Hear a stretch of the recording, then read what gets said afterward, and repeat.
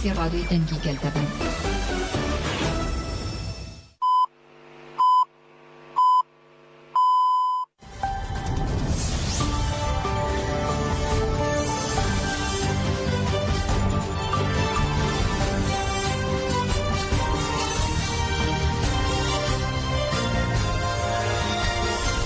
سلاوتانه به هم کاتتان باش پارلا فرمایشی هاکارانم حالا کنم رو پنجشنبه 25 کانون 2024 تام پیشکش کردیم. بسیارم به.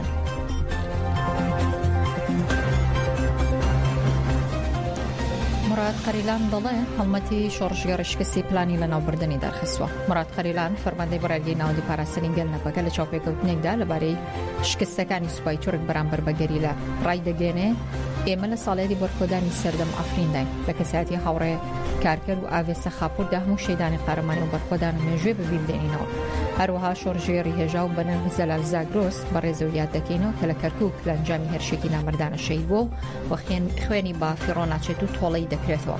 و شخصیت رو ام خناقه رجی چالکی میان بازیتی تشرینی کاملا قرار سیپک رو به چالکی 22 تشرینی دوام چالکی کانی 22 کانونی کم لم جانش به چالکی 12 کانونی دوام گشت تأسیسی برس. هلو ماوده حالتی گرینگی چالکی کان انجام دراون و لما وجد زور چالکی جوروب شوك انجام تراوا واش حالماتي كي غيريلا لدجي سياساتي قر كردن وغوشي گيري قربچدان ويگا ولم دواندا اپراسیونی شورشگری شید حالمات دیره لوگل شاخی آمدی چالاکی کی بوجوره که اسی سرکوتنی برزه اپراسیونی شورشگری که به همو جوره شانی پالدان و پسندانه او دل سال 2011 اپراسیونی شورشگری شید چیه لچلته اس سرکوتو ترین چالاکیه قریلان باسی لو کردو حالماتی شورشگری که به چالاکیان قرار سیپای کردو لم دوانه دا به چالاکی شاخی آمدی گشته استکی برس لبنرده همو دروکانی اوانی لباری شرب بودلانی ترکیه و پراید جیهان اشکرا کردو و مراد قریلان فرمانده برای گناوندی پاراسنین گل نپاکه و شخصیت رو لروی سیاسی و گرنگترین پیامی و برخودانه بریتیل و گلی کور کنترین گلی هرمکه و رگیل قولای موجوده کتا ولی رگی تندو تیجو حال ناتکندره ولی نو ناچه اما راستیه که و پیویس و راستی قبول کن و ناتوانه نکولی لبونی کنترین گلی ام خاکب کنو بنبو دای بنن او برخودانو چالاکی انجام درا و جاره کی دیگه او خسته برچاو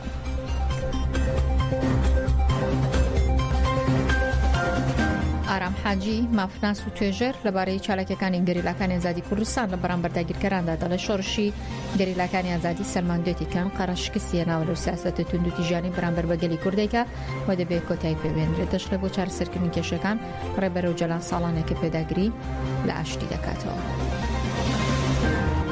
لراسیه او حلقشانه که لروی چونایتیه و لروی لوژیکیه روایتی خبات و برخودانی حوالان بخوی و بینی و سلماندنی شکستی او تیروانی نا عقلانی و نا لوژیکی و نا سیاسیه که سالهای سال حکومتی انقره پی روی اکاد که اویش بریتیه لما ملکدنی اگرو اسم لگل پرسی نتوی و نشتیمانی یا خود لگل روایتی پرسی نتوی و نشتیمانی گلی کده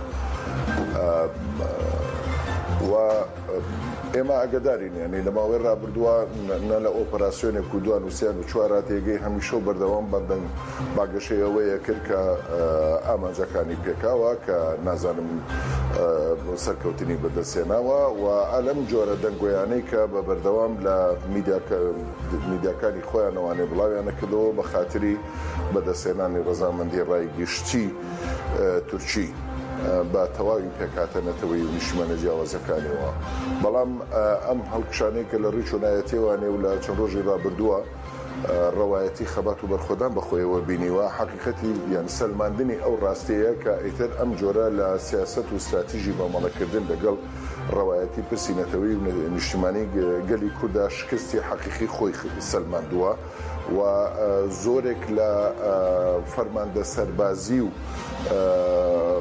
بەرپرسە باڵا سیاسیەکانی حکوومەتی ئەنقەرە شەوانەیە دانیان بۆ ڕاستەیە ناوە کە ئیترە بێ ئەم خوێنە ڕابچیرێت.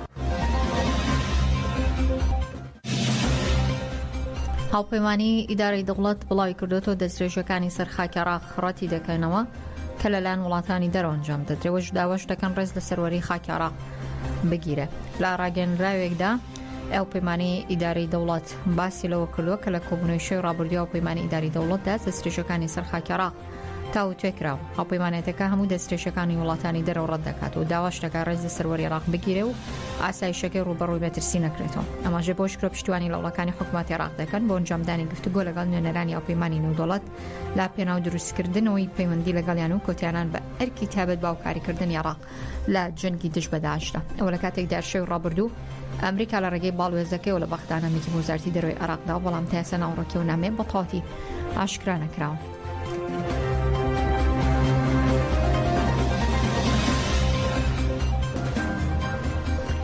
ساڵی ڕابردوو دەوڵەتی تورک قورسرین و زۆرترین هێرشی کردوە سەر باشووری کوردستان و ڕۆژاوی کوردستان کە بە موچەکێکی قورس و قەدەغە کرا و گەریلا و شەڕوانان و هەوڵاتیانی کردوە ئامانج. ساڵی 2024دا بە ئامانجیەوە بە هێرشی چڕ بۆ سەر ڕۆژاو و باشوور دەستی پێکرۆ بەڵام بەرامبەر و هێرشانە بێدەنگی گشتی لەسەر ئاسیارەمی کوردستان هەیە پلانە سیاسیەکانی چۆ کۆمیشە بێدەنگە. لە دژی داگیرکاری وەردمانەکانی دەوڵەتی تورک بۆ سەر باشوور و ڕۆژاوی کوردستان چین و توێژە جیاوازەکانی دەربانی خان نیگەرانیان دەربڕی و داوا دەکەن کۆمەڵگەی نێودەوڵەتی و داگیرکاریانە ڕابگیرێ. لە چوارچێشدا سی تایبەتی خۆیان هەبووە بۆ ئاژانسی ڕۆژنووس.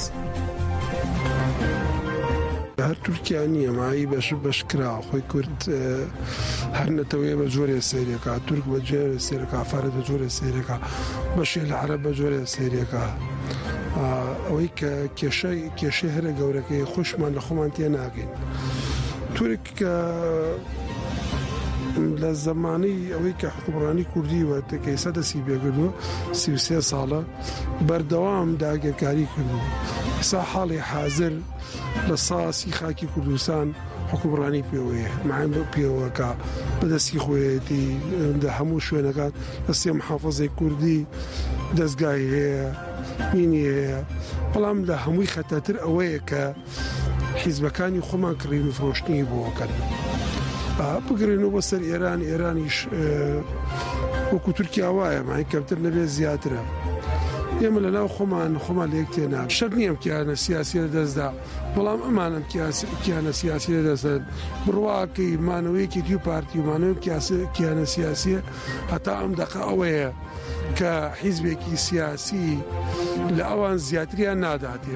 ڕاستیە تورکیانی دەوڵەتی تورکیا کە دروست بووە هەر لە سەرتاوە لەسەر یەک بنچینەی یەکنەتەوەی دروست بووە.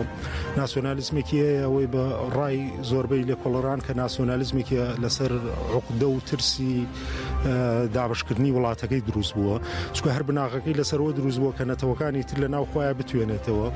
ترسێکی گەورەی هەیە بە تایبەت لە کورد کە هێزێکی گەورەیە لە تورکیاوەیە زیکی گەورەیە لە ڕۆژهەڵاتی ناوەڕاستە بۆیە هەموو لەشکرکێشی و هەوڵەکانی لە پێناوی سڕینەوەی هەر دەسەڵاتدارێکی کوردیایە کە مافی شەرعی خۆیت و وەکو هەر نەتەوەیەک لە سەرزەویە. دەوڵەتی تورکیا بۆ لەناوبردنی کورد و دەستکەوتەکان و داگیرکردنی خاکارێمی کوردستان باوکاری چاوساغی پارتی دموکراتی کوردستان هێرش و جموجوڵەکانی زیادی کردووە لە ناوخۆی هەرێم بە شێوازی جۆراوجۆر. پارتی بۆتە شەریکی ئەو پلانەی دەوڵەتی تورک. ئێستا دەوڵەتی تورک لە سنووری پارێزگای دۆک و هەولێر 85 بنکە و بارەگەیدا مەسراندوو بە قوڵای 35 بۆ 40 کیلۆمەتر هاتوونەتە ناو خاکی هەرێمی کوردستانەوە. پادەکە بۆ لەناوبردنی باشووری کوردستان شەریکی داگیرکەرانە.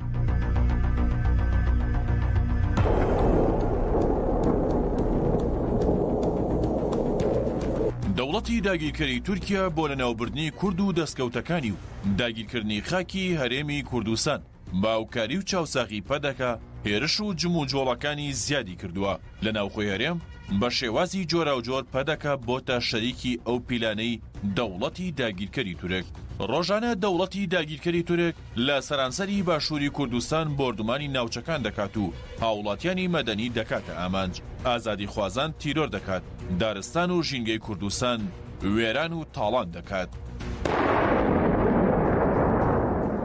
دەوڵەتی داگیرکەری تورک لە سنووری پارێزگای دهۆک و هەولێر 85 بنکە و بارەگای دامەزراندووە و بە قوڵایی 35 بۆ 40 کیلۆمەتر هاتۆتە ناوخاکی هەرێمی کوردستانەوە.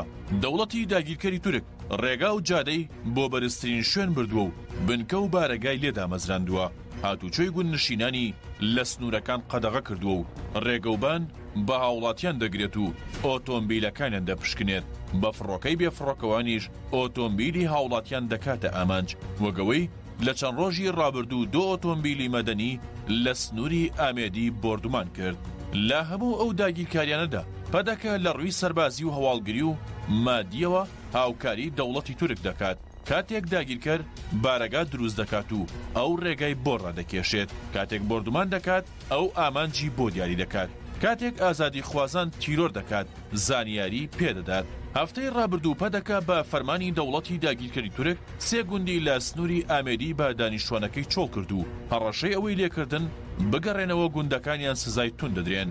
2 ڕۆژ دوای چۆڵکردنی ئەو 3 گوندە دەوڵەتی داگیرکەری تورک تۆپبارانی ماڵ و خانوەکانی کرد و ڕووخاندنی بۆ ئەوەی نەگەڕێنەوە ناوچەکانیان. زۆر بە ئاشکرا و بە بەرچاوی ڕایگشتی گەلی کوردەوە پەدەکە ڕێگای داگیرکردن و دروستکردنی زۆرترین بنکە و بارەگا بۆ دەوڵەتی تورک خۆش دەکات. ئەمە وای کردووە دەوڵەتی تورک خێراتر خاکی باشوور داگیر بکات و ئێستا نزیک بۆتەوە لە شارە گەورەکانی وەگامێدی و ئاکرێ و سۆران و تەنانەت ناوچەی بارزانیش. لە ڕووی هەواڵگریەوە پەدەکە و دەوڵەتی تورک ژووری ئۆپراسیۆنی هاوبەشیان هەیە و کارمەندانی میت لە ناو دامەزراوە ئەمنیەکانی پەدەکە شوێنیان هەیە و کار دەکەن. ئەوە تا کاتێک دەوڵەتی تورک بۆردومان دەکات پەدەکە دەم و دەست هەر لەگەڵ بۆردومانەکە لە ڕێگەی دەستگا ئەمنیەکان و تۆڕا کۆمەڵایەتیەکانی پاراستن ئەنجامی بۆردومانەکە بڵاو دەکاتەوە. ئەوەش بەڵگەی تەواوە لەسەربوونی پیلانی هاوبەشیان لە هێرشە داگیرکاریەکاندا. لە 30 ساڵی ڕابردوودا دەوڵەتی تورک بە هەموو ڕێو ڕێبازێک لە هەرێمی کوردستان دژی گەلی کورد وەستاوەتەوە و هاوڵاتیان دەکاتە ئامانج، خاک و دارستانی هەرێمی وێران دەکات و دەسووتێنێت. بەڵام پەدەکە تەنیا جارێک هەڵوێستی بەرامبەر دەوڵەتی تورک نیشان نەداوە، بەڵکو بە پێچەوانەوە ئەوەی پێی کرابێت بۆ هاوکاریکردنی کردوویەتی. بەڵام کاتێک لە 15 ئەم مانگە ئێران هێرشی کردە سەر هەولێر و 10 کەس کوژران و بریندار بوون. پێشتریش هێرشی کردە سەر ماڵی شێخباز، پەدەکە و ماڵی بارزانی دنیایان هێنایە سەرخەت و بەرامبەر بە هێرشەکانی ئێران هەڵوێستیان نوان. ئەمە بەومانایە نییە کە هێرشەکانی ئێران ڕەوا بووە، بە پێچەوانەوە ئەم هێرشەش هاوشێوەی هێرشەکانی دەوڵەتی تورک داگیرکاریە و بۆ لەناوبردنی گەلی کوردە و هیچ پاساوێکی نییە. بەڵام پرسیارەکە ئەوەیە بۆچی ماڵی بارزانی و پەدەکە بەرامبەر هێرشە ناڕەواکەی ئێران هەڵوێستیان توندە، بەڵام بەرامبەر هێرشە ناڕەواکانی دەوڵەتی تورک بێدەنگ و هاودەست و هاوکارن.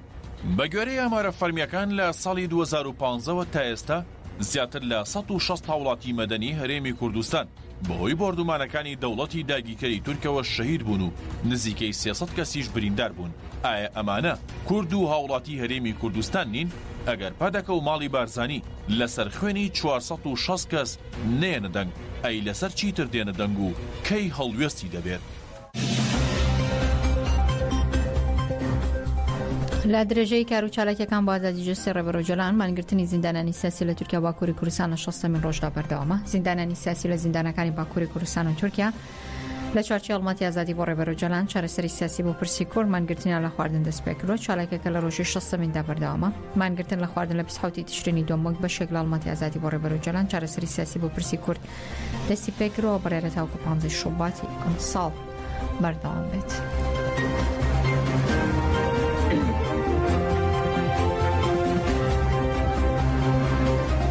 ئەمڕۆ لە سنتەری مترۆ لە شاری سلێمانی کۆنگرێکی ڕۆژنامەوانیدا لەبارەی چارەنووس و کارڕفاندنی سلێمان ئەحمەد ڕۆژنامەوان و ئاسازی بەشی عەرەبی ئاژانسی ڕۆشنی سپەڕێ و چوو لە کۆنگرە ڕۆژنامەوانەکەدا نەریمان ئەحمەد پارێزەری سلێمان ئەحمەد باسی لەوە کرد کە چۆن پارتی دموکراتی کوردستان ڕێگریان لە کردووە کە بیبێنن هەتاوکو ئێستش ڕێگەیان نەدا و هەرچەنە کە نووسراوی فەرمیان پێ بۆ لەلایەن دادوەرەوە بۆ بینینی سلێمان ئەحمەد بەڵام پارتی دموکراتی کوردستان تاوکو ئێستا ڕێک بە پارێزەرەکانیشی نادات کە چیان پێ بکرد. ئاسایشی تحقیقی دهۆکمان کرد ئاسایش بڕیار حاکمی ئاسایش بڕیاریدا کە ئێمە بە نووسراوی ڕەسمی ئەمە قەراری حاکمە بەم قەرارە ئاسایش ڕێگەی حاکمی ئاسایش ڕێگەیدا کە ئێمە بچین چاومان بە سلێمان ئەحمەد بکەوێت ئەوە قەرارەکەی حاکمە لە دوای ئەوەی کە حاکم قەراریدا ئێمە سەردانی ئاسایشمان کرد بەڵام ئاسایش پێی ڕاگەیاندین کە سلێمان ئەحمەد لێرە نییە. طبعا ئێمە جگەلەوەی کە بەڵگەمان هەبوو کە لەوێ و جگەلەوەی کە بۆ خۆیان ئیعلانیان کردبوو سەرچاوەشمان هەبوو لە ناو زیندانەوە تەنانەت ژوورەکەی سلێمان ئەحمەد ئەزانێت لە چ ژوورێک سجن کراوە لە ئاسایشی گشتی دهۆک. دوای ئەوە گەڕاینەوە لای قازی و پێمان گوت کە ئاسایشی دهۆک پێشێلی قەراری ئێواکە. طبعا بەپێی قانونی ئوسوڵی محاکەمات مادەی 40 باز لەوە ئەکا کاتێک کە قازی قەراری دەرکرد ئەبێ هەموو ئەندامانی زەبتی قەزایی کە پۆلیس و ئاسایشە پێوەی پابند بن بەڵام ئاسایشی دهۆک پێشێلی مادەی 40 قانونی ئوسوڵی محاکەماتی کرد. جارێکی تر سەردانی ئاسایشمان کردەوە ئاسایش بە هەمان شێوە ڕێگری لێکردی لەوەی کە چاومان پێی بکەوێت. طبعا دوای فترەیەکی تر دوای چەند ڕۆژێکی تر تیمی پارێزەرانی سلێمان ئەحمەد جارێکی تر سەردانی قازیمان کردەوە پێمان ڕاگەیان کە ئێمە ئەمە چەند جارێکە لە ماوەی دەستگیرکردنی لە 3 مانگی ڕابردوودا هەتا ئێستا زیاد لە 10 جار تیمی پارێزەرانی کەیسی سلێمان ئەحمەد سەردانی ئاسایشی دهۆکمان کردووە بەڵام جوابمان ناداتەوە. طبعا بەپێی مادەی 123 لە هەمان قانونی ئوسوڵی محاکەماتدا باز لەوە ئەکا کە لە دوای 24 ساعات لە دەستگیرکردنی هەر متتەهەمێک بۆی هەیە کە پارێزەر بگرێت. جارێکی تر پێشێلی مادەی 123 قانونی ئوسوڵی محاکەماتیشیان کرد یاخود ئەگەر پارێزەریشی نەبێ ئەبێ محکەمە پارێزەری بۆ دیاری بکە ئەمە جارێکی تر پێشێلی یاسا بوو. لە هەمان کاتدا لە مادەی 19 دەستوری عێراقدا باز لەوە ئەکا لە فەقەرەی 11دا بەڕوونی باسی ئەوەکە کە ئەبێ متتەهەم لە دوای دەستگیرکردنی بە ماوەیەکی کەم پارێزەری خۆی هەبێ. دوای دوو جار دواخستنی سەردانەکەی دوێنێ ئیبراهیم ڕایسی سەرۆکیێران سەردانی تورکیا کرد لەگەڵ سەرۆکی دەوڵەتی تورک کۆبوون و تۆری سەرەکی کۆبوونەوەکە شەڕی ئیسرائیل و غەزە بووە. دوای دوو جار دواخستنی سەردانەکەی دوێنێ ئیبراهیم ڕایسی سەرۆکی ئێران سەردانی تورکیا کرد و لەگەڵ سەرۆکی دەوڵەتی تورکیا کۆبووە. دواتر سەرۆکی ئێران لە کۆنگرەیەکی ڕۆژنامەوانیدا تۆری سەرەکی کۆبوونەوەی هەردوو لە شەڕی ئیسرائیل و غەزە بووە باسییان لەوە کردو بۆ پەرۆ پێشبردنی پەیوەندیەکانی لەلایەن هەردوو وڵات بە ڕێککەوتنی جۆراوجۆریان لەسەر ئاسی ژیان ئیمزا کرد.